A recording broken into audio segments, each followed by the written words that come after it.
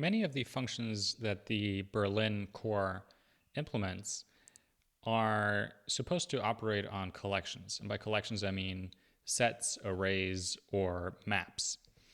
And you will find that this operation on data structures like sets and maps and arrays, so operating on collections, really doing that takes center stage in Berlin.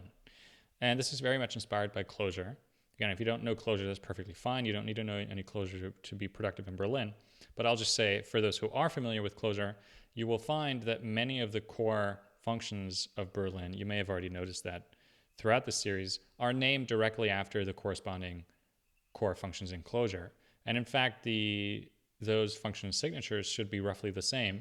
However, don't assume that the performance characteristics are the same or that the structure of those functions are the same, the implementations are the same, because they're probably not. All of Berlin's core functions were implemented from scratch. So assume that the performance characteristics are different in Berlin versus Clojure. Also, there are no lists in Berlin. There are only arrays. So many of the operations that you can only do on lists in Clojure, you can totally do on arrays in Berlin. So there are some significant differences there. But that being out of the way, I want to give you some examples of how you can operate on collections in Berlin, how you can turn one collection to another, this type of stuff, because I think you will find that many common programming problems can be turned into data transformation problems. And once you think of them as data transformation problems, you can think of them as collection transformation problems. And so many problems can be turned into this format, at which point it's very handy to have functions provided for you that operate on collections. Let's start with cons. Cons is a function that constructs, that's what cons stands for, it constructs a new array. And what cons basically does is it simply takes an argument and an array that you want to prepend the argument to. Now in this case, there's nothing in the array, so we'll just return an array with the element 1. But I think you'll see what happens if you do this. Basically, you can just simply read these arguments that are passed to cons as the elements of the array. If you flatten this, or if you prepend this first element into this array, that's what the result is. Now, it's important to remember, though, that Berlin, none of the core functions of Berlin mutate any data. So when we say that we're prepending this number 1 onto this array, this old array, if you have a reference to it, it's going to stay the same. It's still going to say 2, 3. What Berlin does is it constructs a new array that happens to contain this old array's elements plus the new element at the front. Berlin, if you're familiar with Clojure, Berlin doesn't have anything like persistent data structures or anything like that. So again, the performance characteristics are going to be different here. Okay, then we also have other functions like conj. This conjoins elements onto an array. So if you already have an array and you want to push elements onto it at the end, this is what you can use conj for. So again, if the array is empty, you can't really see what it does, but now you can see that it pushes new elements onto the end of the array. And again, it doesn't update the array in place. It returns a new array. It doesn't mutate the array. So your reference to the old array is going to stay intact. Nothing will have changed about that. Something to note about conj is that you can pass as many arguments to it as you like, and they will all be appended to the array. Okay, and then we also, there's a ton of functions that operate on collections in Berlin. I recommend you check out the documentation if you want to learn about all of them.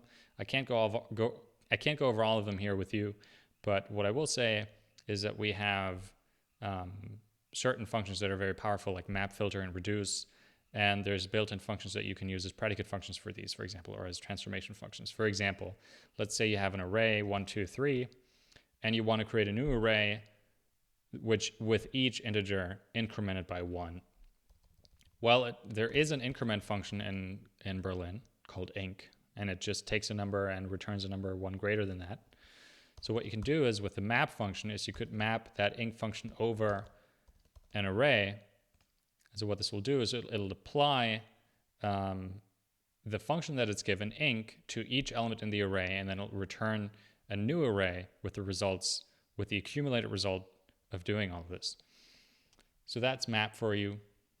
Let's say you have a collection of numbers, a set of numbers that, or an array of numbers in this case, and you only want to keep those that are even. Well, we have an even function in Berlin, and there's a filter function in Berlin. So what you can do is you can filter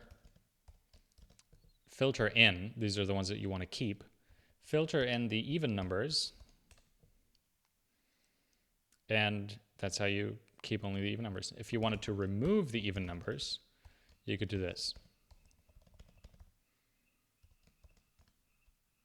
So there you go. This would be the same as saying filter odd. There's also an odd function in Berlin. And then we have stuff like reduce.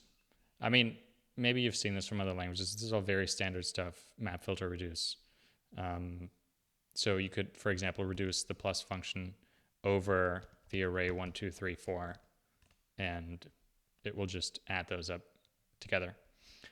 So basically what this would do step by step is it would take number 1 as the starting point, then it would say 1 plus 2 is 3, then it would take that result 3 and say plus 3, which is 6, and then it would take that result 6 and say plus 4. Okay, so that's reduce, and again, there's a lot of functions for this for performing on collections. However, I will say for this particular example, look out for this pattern, because plus already takes a variable number of arguments, so there's really no reason to reduce over it if you just wanted to add all of them together. What you can say instead, if you have an array of the arguments that you want to pass to plus, you can use apply. So this just says you want to invoke the plus function with these arguments. So this is equivalent to saying plus that. These two lines are equivalent. But it does allow you to programmatically invoke functions. Right? You could imagine having a function stored in a variable. You don't know at runtime what that might be, and you could then invoke that function at will with some variable number of arguments that are part of this array.